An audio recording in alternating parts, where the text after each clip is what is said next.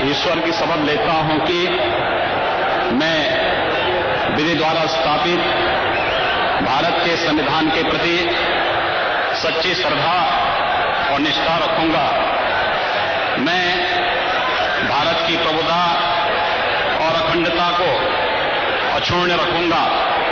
मैं उत्तर प्रदेश राज्य के मुख्यमंत्री के रूप में अपने कर्तव्यों का श्रद्धापूर्वक और शुद्ध अंतःकरण से निर्वहन करूंगा तथा मैं भय या पक्षपात, अनुराग या द्वेष के बिना सभी प्रकार के लोगों के प्रति संविधान और विधि के अनुसार न्याय करूंगा।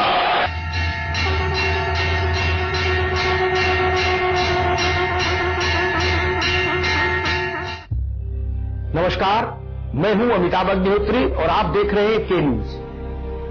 उत्तर प्रदेश की राजनीति में एक बड़ा परिवर्तन हुआ। भारतीय जनता पार्टी ने एक ऐसा फैसला लिया जिसने पूरे देश को चौंका दिया। देश के सबसे बड़े सूबे की कमान उसने एक भगवा वस्त्रधारी सन्यासी को सौंपने का फैसला किया। देश की आध्यात्मिक चेतना का एक बड़ा पीठ गोरखपुर में गोरक्षपीठ, उसके महंत योगी आदित्यनाथ अब देश के सबसे बड़े राज्य के ताकतवर मुख्यमंत्री, जिनके पीछे 300 से ज्यादा विधायकों का समर्थन है। उत्तर प्रदेश के अब तक के इतिहास में इतने बड़े समर्थन के साथ कोई मुख्यमंत्री नहीं बना। आदित्यनाथ योगी कहा जा रहा है कि भारतीय जनता पार्टी के लिए उत्तर प्रदेश में एक अदद मुख्यमंत्री चुनना कोई बड़ी समस्या नहीं थी। भारतीय जनता पार्टी को जो समय लगा एक हफ्ते का, वो इस बात पर लगा क्योंकि उसे इस पद के लिए योगी चुना। बात कुछ अटपटी लगती है। सत्ता और योगी, सत्ता से विरत होता है तो योगी होता है। योगी को सत्ता में लाना था। शपथ लेता हूं कि मेरी समझ में इसकी एक ये भी व्याख्या है कि विधानसभा चुनाव के नतीजों ने विपक्षी दलों को महागठबंधन की ओर धकेलना शुरू किया है। कांग्रेस, सपा, बसपा। उस संभावना के जवाब में भाजपा ने योगी को उत्तर प्रदेश की कमान दी। यानी लड़ाई अब 19 की है। एजेंडा 19 की लड़ाई के लिए योगी की चल।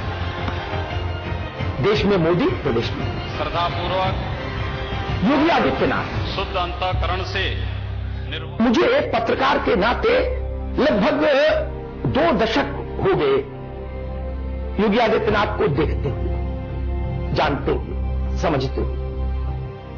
कई अवसर हैं जब मेरी उनसे लंबी बातचीत हुई।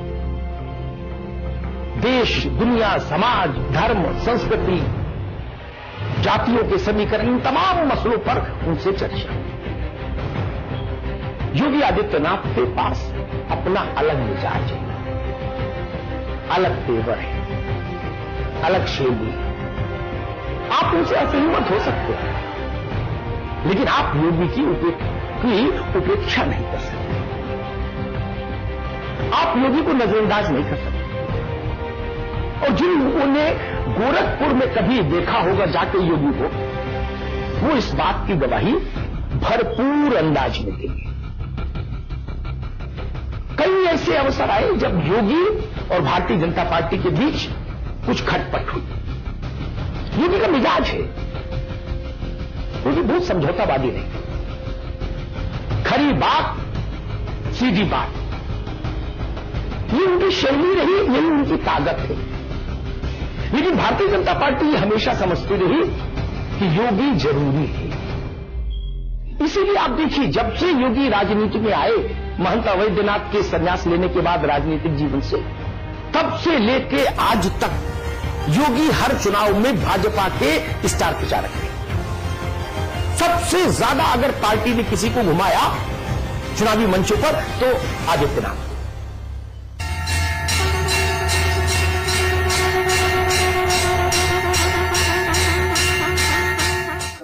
योगी आदित्यनाथ को समझने के लिए आप अगर उनके मंचों पर दिए हुए भाषणों का सहारा लेंगे केवल, तो यकीन मानिए आप गलती। अगर आदित्यनाथ को समझना है तो आपको गोरक्षपीठ भी जाना होगा, आपको योगी आदित्यनाथ के दिल्ली वाले बंगले पर भी जाना होगा। तब आप समझ पाएंगे कि वास्तव में योगी आदित्यनाथ है क्या। पब्लिक परसेप्शन है बहुत कड़क, बहुत कट्टरवादी, लेकिन गोरक्षपीठ में योगी आदित्यनाथ के साथ एक मुस्लिम समाज का नौजवान रहता है, सेवा करता है। दोनों के बीच भरोसा 100% खरा, ना इधर कोई संशय ना उधर कोई संशय। एक ये भी पहलू है योगी का। दूसरा पहलू, योगी की दिनचर्या मंदिर में करीब मेरे ख्याल से कई हजार गायों का एक विशाल वो है गौशाला। वहां गायों को हरा चारा खिलाने से दिन की शुरुआत सुबह। एक ये भी पहलू है, एक पीढ़ी है जो आती है वहां रोज रहती है, उसके लिए अलग खीर बनती है मंदिर में। ये भी एक पहलू है। एक बंदर है, वो योगी आदित्यनाथ की गोद में खेलते हैं, वो जनता से मिलते रहते हैं, काम करते रहते हैं, और वो बंदर उनकी गोद में खेलता है।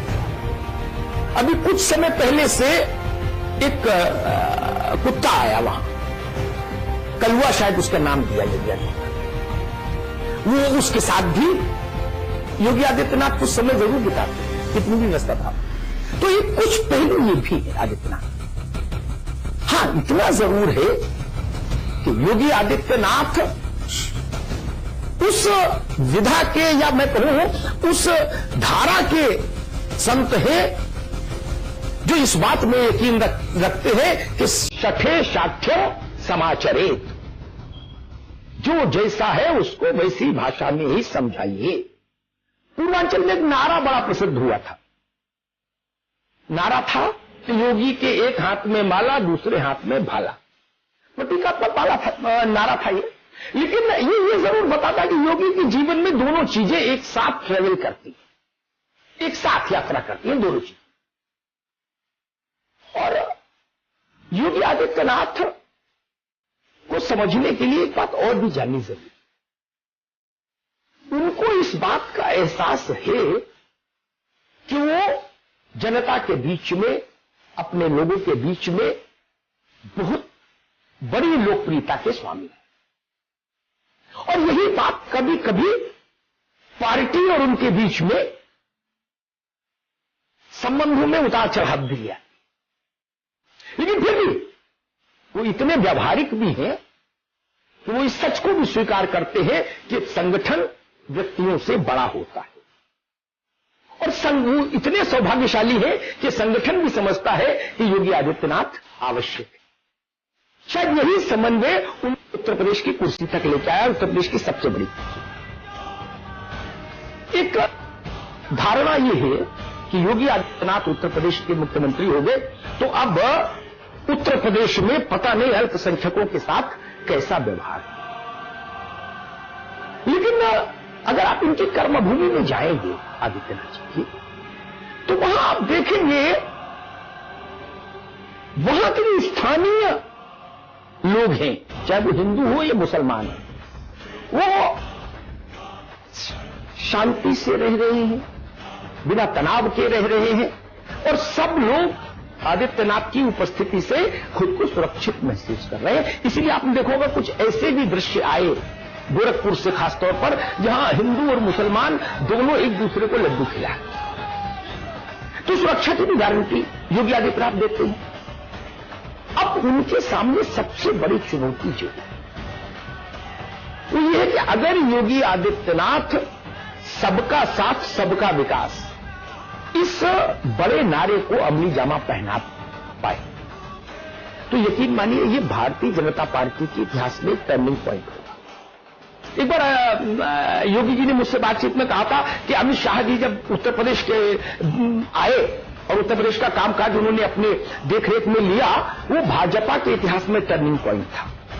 मैं कहता हूं कि अगर योगी जी की सरकार सर्व समावेशी, सर्व स्पर्शी हो पाई, तो योगी आदित्यनाथ को उत्तर प्रदेश की कमान देने का जो भाजपा का निर्णय है, ये भारत की राजनीति का एक टर्निंग पॉइंट है।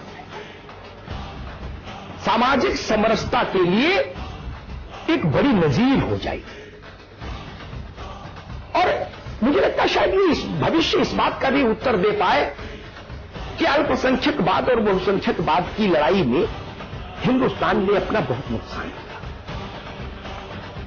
हिंदुस्तान तब तक विकसित नहीं हो सकता जब तक बहुसंख्यक लोग और अल्पसंख्यक लोग सब एक नाव पर सवार नहीं। योगी के लिए यही सबसे बड़ी चुनौती है, यही उनका लिटमस पेपर टेस्ट है।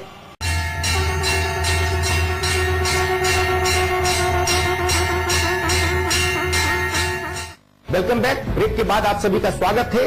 आप देख रहे हैं मेरे साथ योगी की कथा। अभी कुछ समय बीता, मेरे ख्याल से 4-5 महीने पहले की बात होगी। उत्तर प्रदेश में चुनाव की सुगबुगाहट शुरू हुई थी और प्रधानमंत्री नरेंद्र मोदी गोरखपुर में 2 कार्यक्रमों में गए थे, तो उनको गोरक्षपीठ भी जाना था। योगी आदित्यनाथ के गुरु, जिन्होंने एक सामान्य युवा को योगी आदित्यनाथ में परिवर्तित कर दिया, वो उनकी मूर्ति का अनावरण था। सामान्य युवा को योगी आदित्यनाथ में परिवर्तित कर दिया, वो उनकी मूर्ति का अनावरण था। योगी इस अवसर पर मैं रहूं तो मैंने वहां देखा, रात्रि का भोजन सामान्य व्यक्ति, फटेहाल व्यक्ति और विशिष्ट व्यक्ति और खुद योगी आदित्यनाथ सब एक पंगत में बैठकर एक साथ। ये एक परंपरा है उस मठ की जिसको योगी निभाते। समरसता का सिद्धांत यहां से भी विकसित होता है।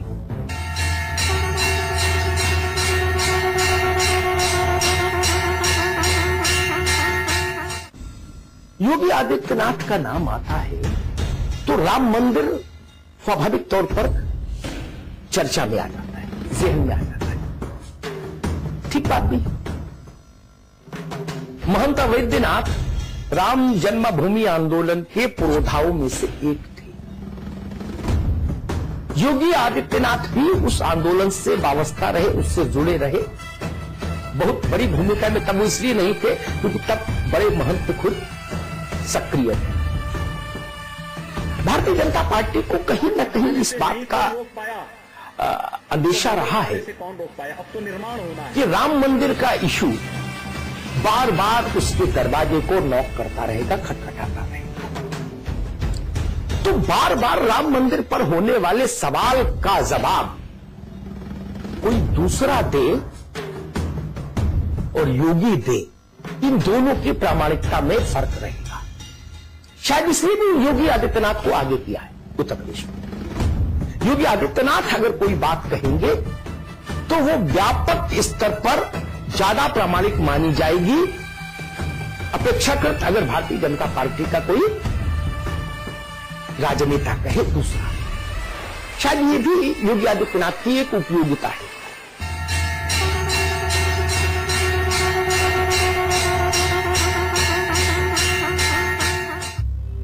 योगी आदित्यनाथ से जब आप बात करेंगे तो मंच पर और वैसे आप बात करें तो भी वो बहुत ज्यादा मैं कहूं इस बात की कोशिश नहीं करते कि जो दिल में आ रहा है उसको बहुत संपादित करके बोले।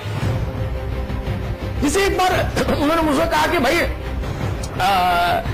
सपा बसपा राहु और केतु हैं, इन्होंने ग्रहण लगा दिया उत्तर प्रदेश को। वो इस बात की कोशिश में नहीं रहते कि इसके लिए कोई और थोड़ा हल्का शब्द इस्तेमाल करें। और मंच पर जब वो जाते हैं, चुनावी मंच पर, तब तो शायद वो और भी प्रखर हो जाते हैं और भी आक्रामक हो जाते हैं। उनके समर्थक कहते हैं कि योगी की ताकत है। यही चीज आदित्यनाथ को आदित्यनाथ बनाती है। उनके आलोचक कहते हैं कि योगी आदित्यनाथ समाज में तनाव पैदा करने का रास्ता खोज रहा है। लेकिन जो भी हो, इतना तो है कि आदित्यनाथ भारतीय जनता पार्टी के लिए उत्तर प्रदेश में सबसे बड़ा लोकप्रिय चेहरा था, है। कल्याण सिंह के बाद अगर प्रदेश में भाजपा का सबसे लोकप्रिय चेहरा कोई हुआ तो वो योगी आदित्यनाथ।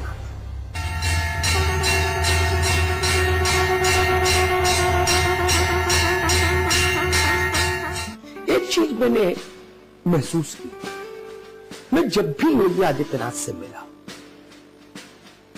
मैंने देखा कि निजी जीवन में योगी आदित्यनाथ बहुत कम जरूरतों के साथ जीवन यापन करने वाले व्यक्ति हैं। ये संस्कार शायद उनको नाथ परंपरा से मिला, गोरखनाथ की जो परंपरा है उससे मिला, योगियों की जो एक जीवन शैली। आप देखिए, सादा भोजन करते हैं, कोई वैभव दिखाने वाला, कोई आडंबर दिखाने वाला चीज उनके पास आपको नहीं मिलेगी। ना उनके मठ में, उनके कक्ष में मिलेगी, ना दिल्ली में उनके यहां घर में मिलेगी, ना लखनऊ में उनके आवास में। ये उनकी जीवन शैली है। सामान्य कक्ष है उनका, जैसा एक भारत के किसी मध्यम वर्ग के सामान्य व्यक्ति का होता है। निजी जरूरतों के नाम पर कुछ भी ऐसा नहीं। हालांकि भारत में दो तरह के संत हैं। कुछ संत ऐसे भी हैं जिनके यहां आप जाइए तो आपको लगेगा कि साक्षात स्वर्ग में आ गए आप। ऐसा वैभव योगी आदित्यनाथ के साथ रफ टफ मामला है, वैभव नहीं, रफ एंड टफ। मतलब जो मेज भी इस्तेमाल कर रहे हैं वो मेज भी बहुत साधारण है, सनमाइका लगी हुई। ऐसा नहीं कि बहुत कोई एथनिक टाइप की कोई चीज हो। इंटीरियर डेकोरेशन जैसी किसी चीज से योगी के किसी भी आवास का कभी कोई वास्ता नहीं रहा। ये सहज जीवन शैली। और शायद योगी आदित्यनाथ इस बात को जानते भी हैं कि लोग भी उनको इसी सहज सरल शैली में देखना चाहते हैं, क्योंकि वो राजनेता बाद में है। एक भारत के कहूं या कई देशों तक नाथ परंपरा के लोग हैं, अनुयायी हैं। नेपाल उसका प्रत्यक्ष उदाहरण है कि उस परंपरा के सर्वोच्च पीठाधीश्वर हैं, वो ये भी जानते हैं। इसीलिए आप देखिए, योगी आदित्यनाथ ने मुख्यमंत्री होने के बाद जो उनका फेसबुक पेज है, जब वो अपडेट हुआ तो लिखा गया योगी आदित्यनाथ योगी मुख्यमंत्री उत्तर प्रदेश, पीठाधीश्वर गोरक्षपीठ। और शायद मुझे याद है एक बार योगी आदित्यनाथ ने मुझसे कहा था कि अमिताभ जी, मेरे लिए राजनीति अंतिम लक्ष्य नहीं, मेरा मन अध्यात्म में ज्यादा रमता है। हां, लेकिन एक बात जरूर, योगी आदित्यनाथ ने उस मठ की उन कई ऐसी परंपराएं हैं जिनको मैं जानता हूं, जो सैकड़ों साल से चली आ रही थी, उनको भी कई बार लांघा। गोरक्षपीठ में एक परंपरा रही सदियों से कि नवरात्र के समय जो पीठाधीश्वर है वो विशेष पूजा में रहता है तो मठ से बाहर नहीं जाता। फिर पूरब में कुछ आपदा आई, योगी ने उस परंपरा को तोड़ा।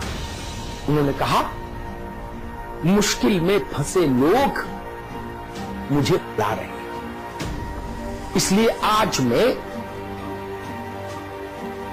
इस मठ की इतनी पुरानी परंपरा को क्षमा के साथ तोड़ रहा हूं। एक भाव ये भी शायद इसलिए जनता उनको पसंद करती है, उस इलाके की अपना सबसे बड़ा हमदर्द मानती है। ये भी भाव है, एक चेहरा है। और चुनाव परिणाम लगातार बताते हैं कि कोई लहर रही हो, परिस्थितियां रही हो, भाजपा के लिए अच्छा वक्त रहा हो उत्तर प्रदेश में या बुरा वक्त रहा हो, योगी ने अगर पर्चा भरा तो जीतकर लोकसभा आई। ये इस बात की गवाही है। और दूसरी बात, योगी आदित्यनाथ को जितने भी लोग देखते हैं वो सब कहते हैं, कोई कहता फायर ब्रांड है, कोई कहता बाबा जुझारू है, कोई कहते बाबा आग लगा देते हैं, कोई कहते बाबा जोश जगा देते हैं। एक इमेज बनती है। लेकिन शायद कम लोगों को स्मरण होगा कि योगी आदित्यनाथ बहुत भावुक भी। एक बार संसद में उनके साथ वहां गोरखपुर में पुलिस ने जो व्यवहार किया था उससे आहत थे, तो जब वो संसद लोकसभा में बोलने खड़े हुए आंख से आंसू टपक पड़े। पूरी लोकसभा स्तब्ध कि योगी आदित्यनाथ है जिनकी आंख से आंसू टपक पड़ा। एक उनका जीवन का एक तस्वीर ये भी है उनके जीवन की।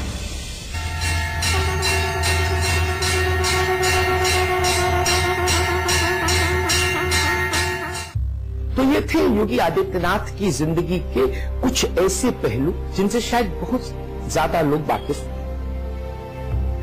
मुझे लगा कि ये वक्त है कि जो शख्स 5 वर्ष तक अगले उत्तर प्रदेश को संचालित करेगा मुख्यमंत्री के तौर पर, उसके मिजाज, उसके तेवर, उसके सिद्धांत, उसकी जीवन शैली, उसके विचार, इनको समझने के लिए जितना मैंने योगी को देखा वो आपके साथ साझा करूं।